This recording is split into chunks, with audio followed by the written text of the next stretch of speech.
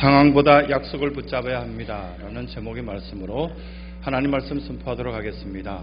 펭귄 허들링이라고 여러분 들어보신 분들이 있을 겁니다. 동물의 왕국이나 다른 어떤 다큐에 보면은 펭귄들이 영하 50도 정도 되는 어떤 추위 속에서 똘똘 뭉쳐서 수백 마리의 펭귄들이 빙빙 둘러싸여 있는 모습을 본 적이 있을 겁니다. 많은 사람들이 보면은 굉장히 그 펭귄들의 모습을 보고 교훈을 얻었다라는 이야기를 합니다. 펭귄 허들링이라는 단어를 이렇게 만들어내고 그들이 생존할 수 있는 비결들을 그 속에서 찾을 수 있었습니다. 수백 마리의 펭귄들이 영하 50도가 넘는 그 추위 속에서 보면은 빙빙 둘러싸여 있는 바깥에 있는 그 펭귄이 안쪽에 있는 펭귄들을 따뜻하게 만들어주고 바람을 막아줍니다. 또 이렇게 안쪽에 있는 펭귄들이 어느 정도 시간이 지나면 자연스럽게 가장 바깥면으로 그들이 스스로 나옵니다. 참 신기하게도 보면은 이것들을 약속도 하지 않고 계약서를 쓰지도 않았는데 자기만 계속 편한 자리에 있는 펭귄은 없다는 겁니다. 이 모습들을 과학자들이 보고 많은 교훈을 얻었다고 합니다. 펭귄 허들링이라는 이 모습 속에 영하 이렇게 50도가 넘는 그 속에 자기 품속에 있는 아기 펭귄을 품에 안고도 가장 바깥면에 있다가 차츰차츰 안쪽 면으로 들어가서 다른 펭귄이 적당한 시간에 대해서 누가 마치 이렇게 약속한 듯이 시간이 되면 착착 바뀌어가는 그런 모습들을 보여준다는 겁니다. 철새들이 최근에 보면은 남쪽으로 날아왔다가 날아다니는 어떤 모습을 부안이나 아니면 여러 어떤 지역에서 철새 도래지에서 그 모습을 봅니다. V자로 날아갑니다. 가장 앞에 서 있는 철새가 지칠 무렵 되면 정확한 시간에 다음 철새가 앞장서고 그 철새는 가장 뒤쪽으로 돌아간다고 합니다. 그러면 가장 뒤쪽으로 돌아가면은 어느 정도 효과가 있을까? 철새에 대해서 연구하시는 어떤 선생님들의 이야기를 들어보면은 가장 앞에 서 있던 철새가 가장 뒤쪽으로 날아가면은 자기 에너지를 70% 이상을 저장할 수 있고 편하게 날아갈 수 있다고 합니다. 그러다 보니까 훨씬 더 멀리까지 날아가고 자연스럽게 편하게 날개짓을 한다는 그런 이야기를 듣습니다. 이들도 어느 정도의 약속이 있습니다. 불평하거나 말로서 그들은 말을 못하지만 그들의 약속을 지킴으로 통하여서 그 무리 전체가 얼어 죽지도 않고 따뜻하게 만들어줄 수도 있고 멀리까지 날아갈 수도 있는 그 모습들을 보면서 많은 사람들이 오히려 더 연약한 어떤 모습들이 있고 약속을 잘 지키지 않는구나 뭐 그런 어떤 이야기를 하게 됩니다. 성경에도 보면은 구약의 약속, 신약의 약속, 이 약속이 이미 우리들에게 주어져 있었는데 상황에 따라 우리는 바뀌고 상황에 따라 우리 자신이 배신하게 되므로 우리들 속에는 약속이 온데간데 없이 아픔만 작용하는 그런 경험을 하는 사람들이 꽤 많다는 것을 보게 됩니다. 더 큰 일을 준비시키기 위해서 하나님은 우리에게 고난이라는 것들을 통과하게 만드십니다.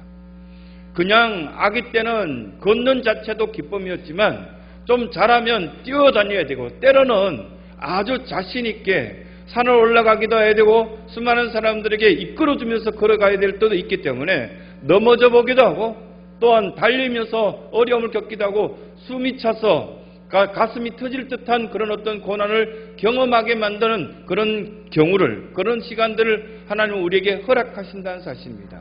이런 고난으로 통하여서 고난을 많이 겪었던 사람들, 야성을 길렀던 사람들, 기도의 문을 통과해서 죽을 고비를 넘겼던 사람들은 어른이 되면 이 정도 문제는 이렇게 생각합니다.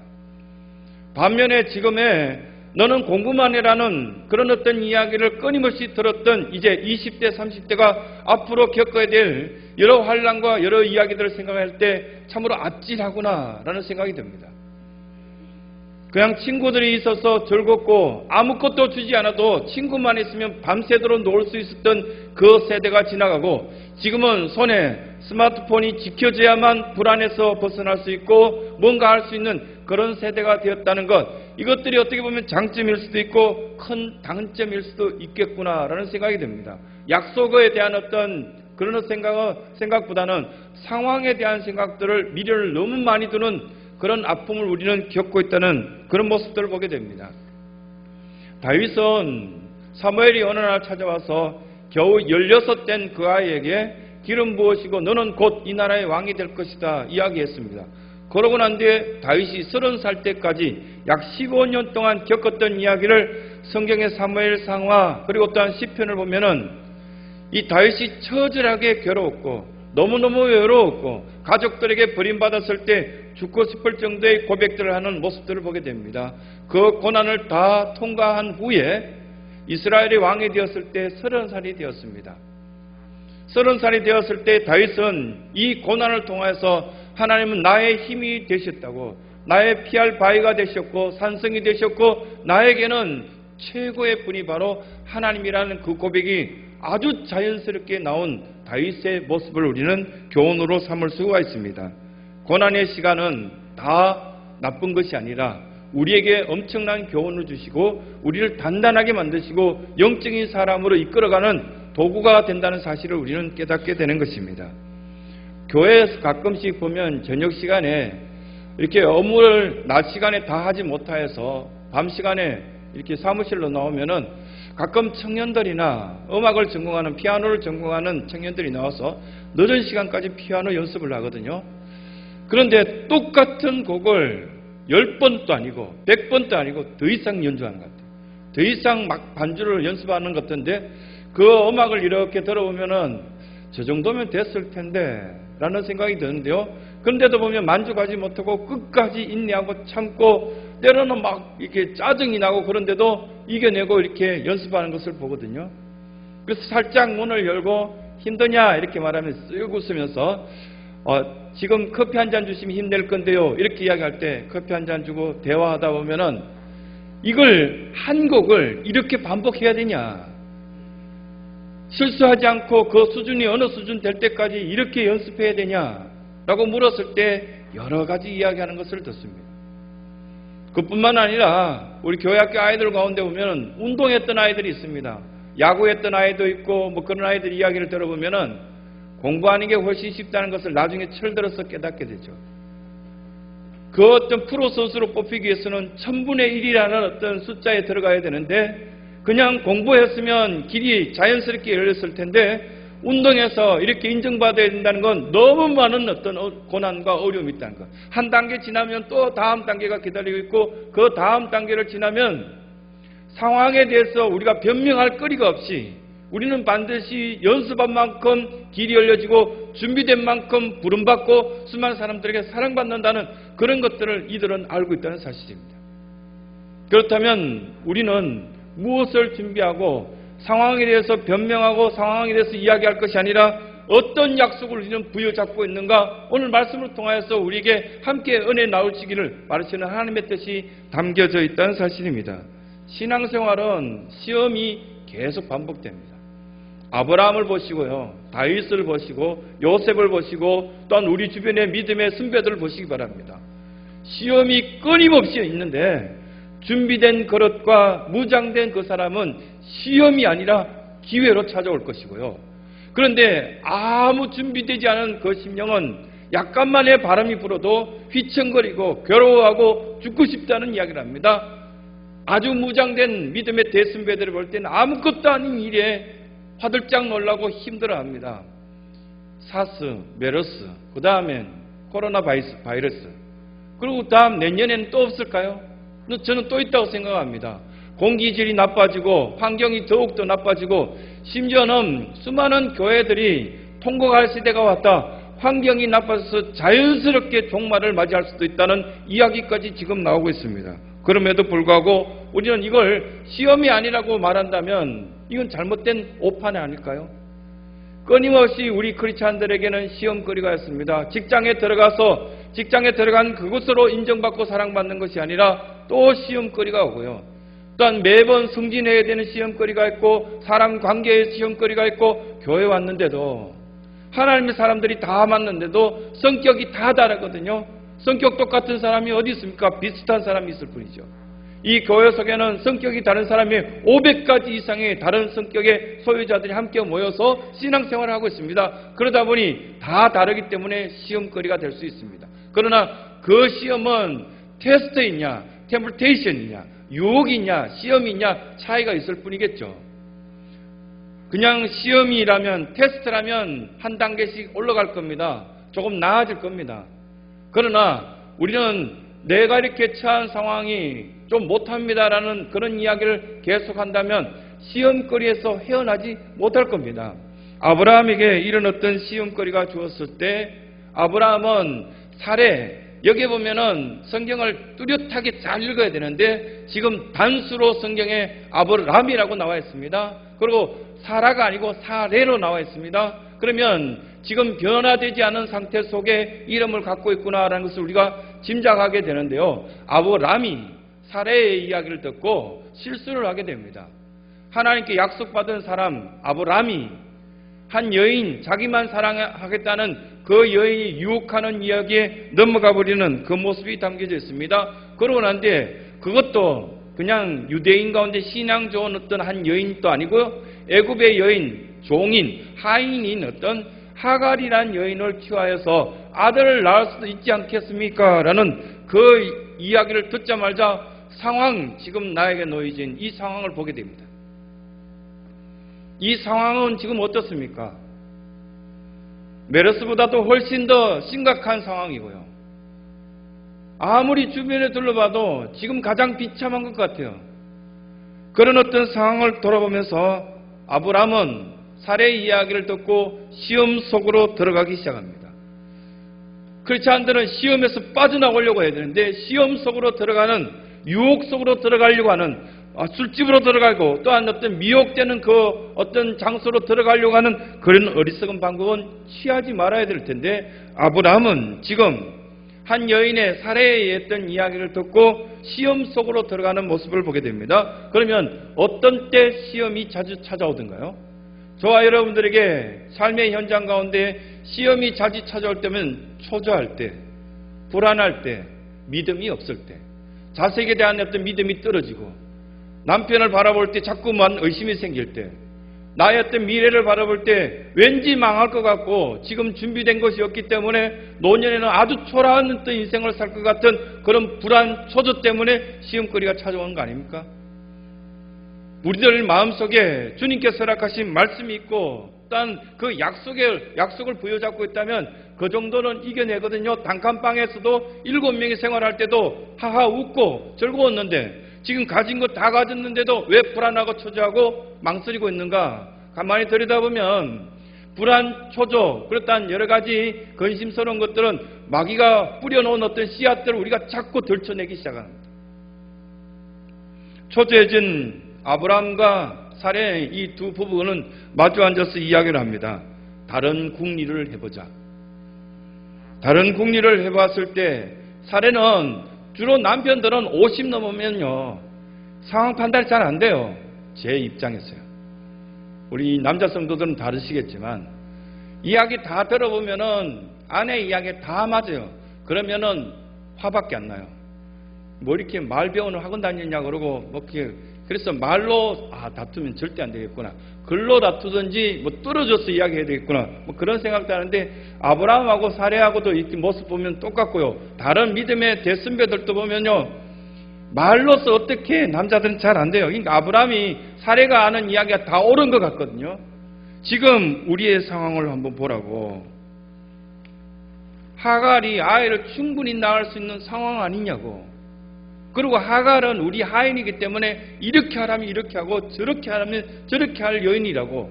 이 이야기가 들려지자마자 합리적인 어떤 생각으로 아브라함의 마음은 전환되기 시작합니다.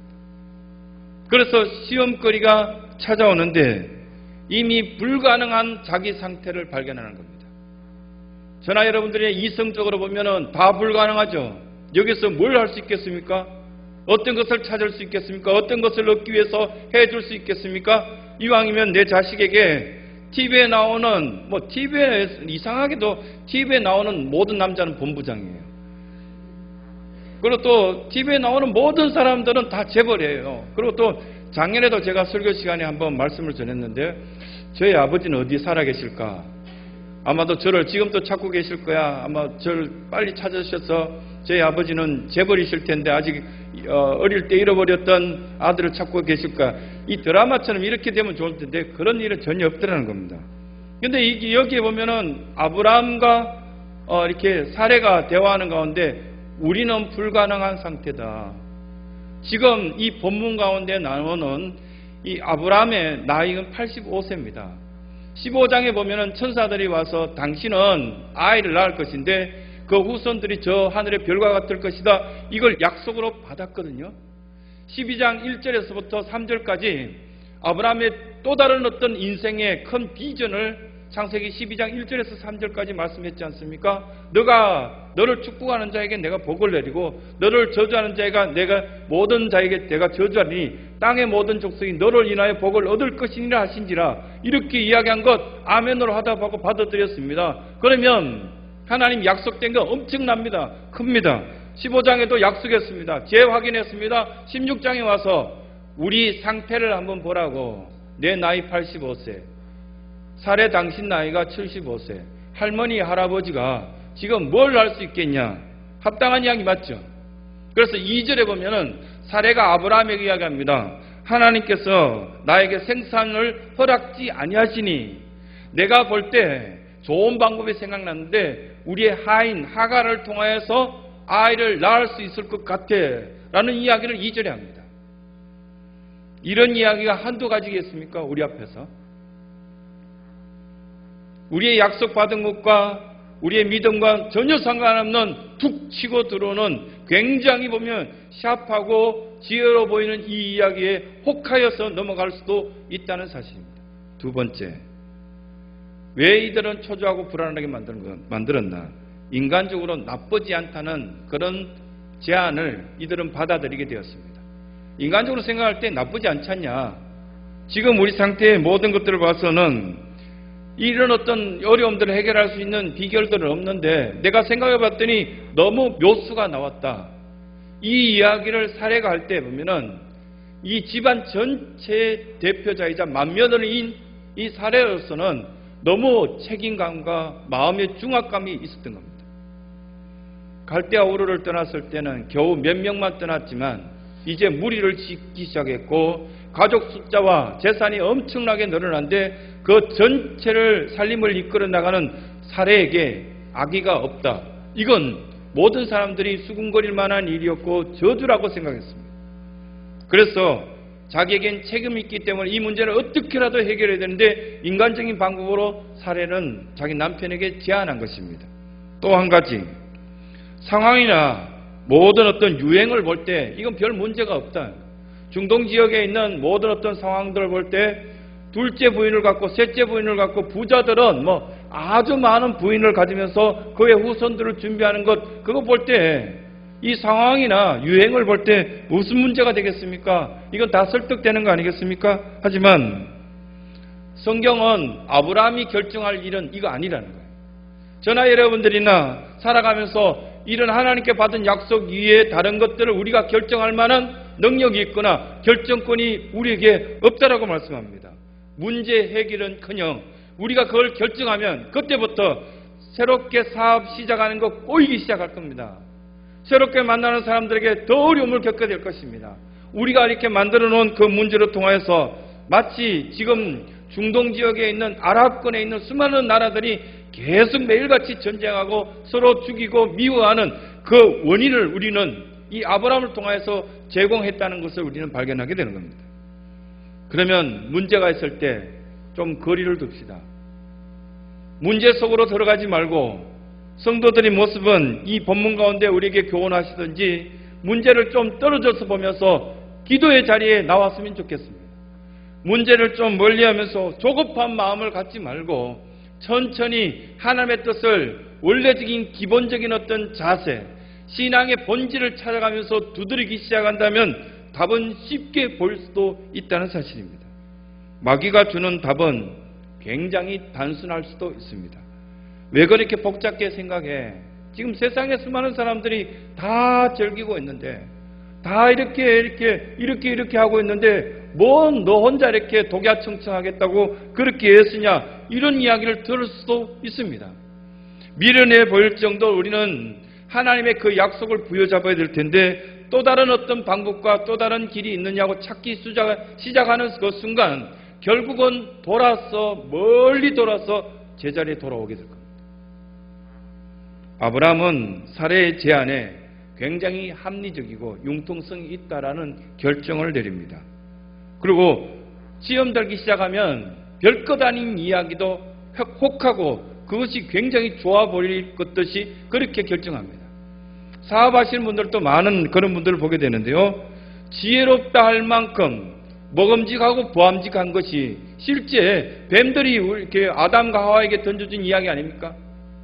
이렇게 바라봤을 때 보암직하고 또 먹음직하고 저 사업만 하면 나는 잘 될 것 같은, 다른 사람들은 다 망했는데 나는 잘 될 것 같은, 그리고 또 청년들도 보면 내가 저 전공을 하면 멋지게 인생을 살 것 같은 그런 결정을 한다는 겁니다. 그런데 기도한 내용과 다른 어떤 길들을 걸어간다는 건 참 위험천만하고 어렵다는 사실을 성경은 우리에게 말씀하고 있습니다. 기다려라 말씀합니다. 이 기다림은 굉장한 단련을 줍니다. 기다리다 보면 수많은 어려움과 환란이 있고요. 기다리면 결국은 믿음의 모습들이 다 드러납니다.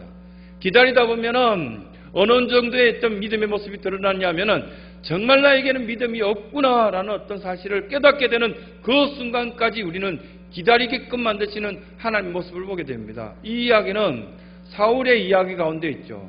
사울이 전쟁하다가 정말 지금 어렵습니다. 사무엘이여 빨리 와서 예배를 드리게 해달라고 요청했는데 사무엘은 무엇이 바빴는지 천천히 옵니다. 그러다 보니까 이건 내가 제사를 지내야 되겠다, 내가 예배를 인도해야 되겠다 해서 결국은 사무엘상 15장 22절과 23절의 말씀을 볼 때 순종을 거부하고 사울은 제사를 지내고 엄청난 문제를 일으킵니다. 사무엘은 당신 멋대로 했기 때문에 하나님께서는 당신을 버리셨습니다 라는 이야기까지 전하게 됩니다. 아브라함이 하갈을 통하여서 자식을 얻은 것은 좋았겠지만 그 자식으로 통하여서 앞으로 있게 될 아픔과 괴로움들은 짐작할 수 없었던 겁니다. 우리 모든 사람들은 그렇습니다. 75세가 되고 85세가 되고 결국은 아브라함의 나이가 그때 85세였는데 그러고 난 뒤에 15년 뒤에 이삭이 약속대로 태어납니다. 사례뿐만 아니라 우리를 생각하기를 우리 자신이 결정하는 것, 그렇다면 기다릴 만큼 기다렸으니까 어쩔 수 없었습니다라는 상황을 따라갔을 땐 이런 일들이 벌어질 수밖에 없구나라는 것을 우리에게 말씀하시는 겁니다. 노력과 열심을 우리가 자랑할 것이 아니라 하나님의 약속을 부여잡으라, 그렇게 우리에게 교훈하시는 것입니다. 최근에 읽었던 책 가운데 보면은 올더스 헉슬리가 쓴 멋진 신세계라는 책을 읽었습니다. 읽으신 분들이 있겠죠. 멋진 신세계. 그 책을 왜 읽어보라고 이렇게 권하고 싶으냐면은 곧 AI 시대가 이렇게 인공지능 시대가 오면은 그 속에서 사람을 부부관계가 아니라 우리 인체의 세포를 통하여서 그냥 아기를 만들어내는 공장이 생길 것이라는 이야기를 올더스 헉슬리가 그 책을 쓴 겁니다. 멋진 신세계. A등급 사람을 만들어내는 지역이 있고요. B등급 사람, C등급. 그 책 읽어보면 기가 막힙니다. 그런데 실제 그 모양대로 지금 진행이 나가고 있다는 거예요. 근데 이 사람의 형제인 줄리안 헉슬리라는 사람이 있는데 이 진화론의 대표자이잖아요.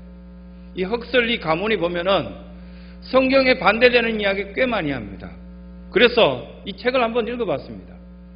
줄리안 헉슬리는 근데 자기가 실수했던 이야기를 쭉 합니다. 뭐라고 이야기하냐면은 어느 날 옥스퍼드 대학에서 강의를 마치고 다른 곳으로 옮기려고 하는데 강의 시간이 이미 늦어졌습니다. 그래서 택시를 잡아타고 빨리 가자고, 내가 지금 강의를 해야 되는데 이미 수천 명이 기다리고 있는데 빨리 가자고 막 해서 그 택시 기사가 그 보면은 막 달려갑니다. 달려가는데 자기가 원하는 길로 달려가지 않자 막 화를 냅니다. 지금 왜 이 길로 가냐고, 어디로 가자고 말하지 않았지 않냐고.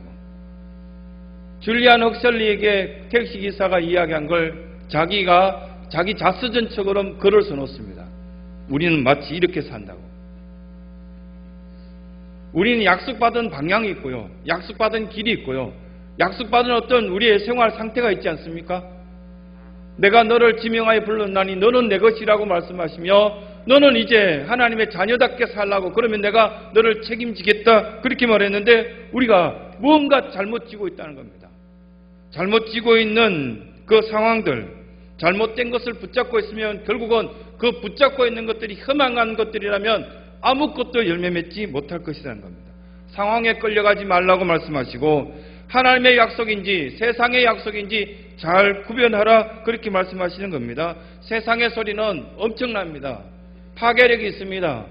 뉴스만 틀면은 한동안 한 사람의 이야기만 전국을 막 뒤에 이렇게 흔들어놔 좌파 우파 그렇게 해서 온 백성들의 마음을 아프게 하더니 이제는 또 질병으로 통하여서 TV만 켜면 또 그 방송이 나옵니다. 언제 우리에게 평안의 소식, 여러분들의 마음을 위로해주고 만져주고 사랑한다 이야기해주고 웃음 짓게 만드는 그런 소식이 올까요? 세상에 귀 기울였을 때 우리에게 주어진 약속은 없습니다. 그것 또한 파괴력 있고 엄청난 어떤 약속처럼 엄청난 세력처럼 이야기하지만 그 세력들은 얼마 가지 못합니다. 우리를 변화시킬 수가 없습니다. 우리에게 생명 줄 수도 없습니다. 우리에게 미래를 보장할 수도 없는 그런 이야기들입니다. 반면에 그냥 십자가 위에 달리신 예수님의 그 모습들은 초라하고 부끄럽고 어떻게 저렇게 사실 수 있어? 어떤 그 이야기가 우리가 외로움에 처절하게 느껴지고 깨어지고 부서지고 눈물을 흘릴 때 우리의 가까이 계셨던 분은 예수님밖에 없습니다. 우리의 소원을 응답해주고 아파할 때 하나님 이 아픔에서 벗어나게 소원합니다. 결국은 찾아오신 분이 예수 그리스도밖에 없답니다. 우리에게 미래를 보장하고 참 소망을 주시고 하나님 나라를 이야기하는 분은 예수 그리스도밖에 없다는 겁니다. 너무 힘든 상황이십니까? 야속할 정도로 응답이 없습니까? 응답이 지연되고 비참하게 절도로 자꾸만 내리막길 가는 것 같습니까?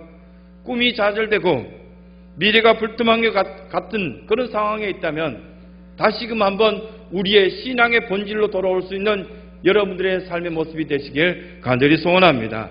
서두르지 마시기 바랍니다.